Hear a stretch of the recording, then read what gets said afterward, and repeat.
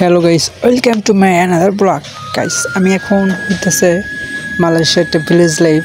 এটা হচ্ছে আপনার কুয়ালালামপুরে অবস্থিত।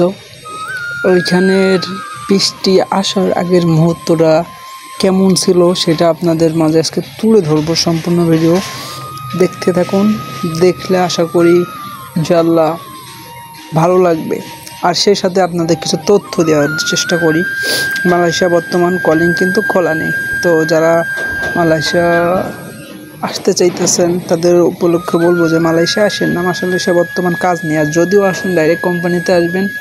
সাপ্লাই বিষয়, তারপরে আপনার যে ফ্রি বিষয়, সাপ্লাই বিষয় এবং ফ্রি বিষয়, দুটা বিষয় আসবেন না। অ্যান্ড নেক্সট হইতেছে মালয়েশিয়ার যে আমাদের বাংলাদেশের কিছু সরকারি চাকরি অথবা ভালোটা চাকরি করলে তাদের পরিবারের অহংকার, তাদের কথার ঠেলায় মনে করেন যে ঘরে তো বাড়ির দ্বারে কোথাও থাকা যায় না, বাংলাদেশেই থাকা যায় না। কিন্তু এখানের লোক সরকারি চাকরি ভালো ভালো চাকরি করে, কিন্তু তার বউ, তার ছেলে মেয়ে সবাই কিন্তু রাস্তার পাশে একটা দোকান অথবা বিভিন্ন বিজনেস, তো চাকরি মেয়েরা সবাই করে। কিন্তু আমাদের এখানে কিন্তু উল্টা, বুঝতে পারছেন? তো এটা হইতেছে আমাদের বাংলাদেশ, এটা হচ্ছে মালয়েশিয়া। মালয়েশিয়া শুধু শুধু খালি খালি তো আর না, আপনার উন্নত না।